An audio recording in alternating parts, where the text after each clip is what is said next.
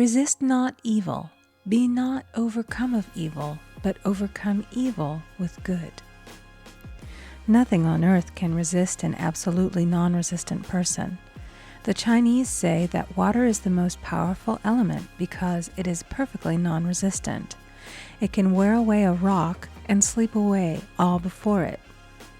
Jesus Christ said, "Resist not evil," for he knew in reality there is no evil, therefore nothing to resist. Evil has come of man's vain imagination, or a belief in two powers, good and evil. There is an old legend that Adam and Eve ate of Maya, the tree of illusion, and saw two powers instead of one power, God. Therefore, evil is a false law man has made for himself through psychoma or soul sleep. Soul sleep means that man's soul has been hypnotized by the race belief of sin, sickness, and death, etc., which is carnal or mortal thought, and his affairs have outpictured his illusions. Man's soul is his subconscious mind, and whatever he feels deeply, good or bad, is outpictured by that faithful servant. His body and affairs show forth what he has been picturing. The sick man has pictured sickness, the poor man poverty, the rich man wealth. Young people often say, "Why does a little child attract illness when it is too young to even know what it means?" I answer that children are sensitive and receptive to the thoughts of others about them and often outpicture the fears of their parents. I heard a metaphysician once say, "If you do not run your subconscious mind yourself, someone else will run it for you." Mothers often, unconsciously, attract illness and disaster to their children by continually holding them in thoughts of fear and watching for symptoms. For example, a friend asked a woman if her little girl had had the measles. She replied promptly, "Not yet." This implied that she was expecting the illness and therefore preparing the way for what she did not want for herself and child. However, the man who is centered and established in his right thinking, the man who sends out only goodwill to his fellow man, and who is without fear, cannot be touched or influenced by the negative thoughts of others. In fact, he could then receive only good thoughts, as he himself sends forth only good thoughts. Resistance is hell, for it places man in a state of torment.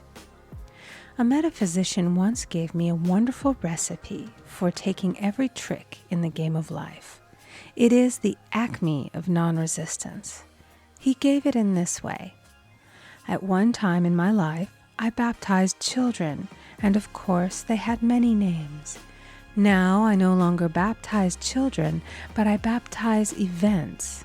But I give every event the same name. If I have a failure, I baptize it success, in the name of the Father and of the Son and of the Holy Ghost. In this we see the great law of transmutation, founded on non-resistance. Through his spoken word, every failure was transmuted into success. For example, a woman who required money, who knew the spiritual law of opulence, was thrown continually in a business way with a man who made her feel very poor. He talked lack and limitation, and she commenced to catch his poverty thoughts. So she disliked him and blamed him for her failure. She knew in order to demonstrate her supply, she must first feel that she had received. A feeling of opulence must precede its manifestation. It dawned upon her one day that she was resisting the situation and seeing two powers instead of one.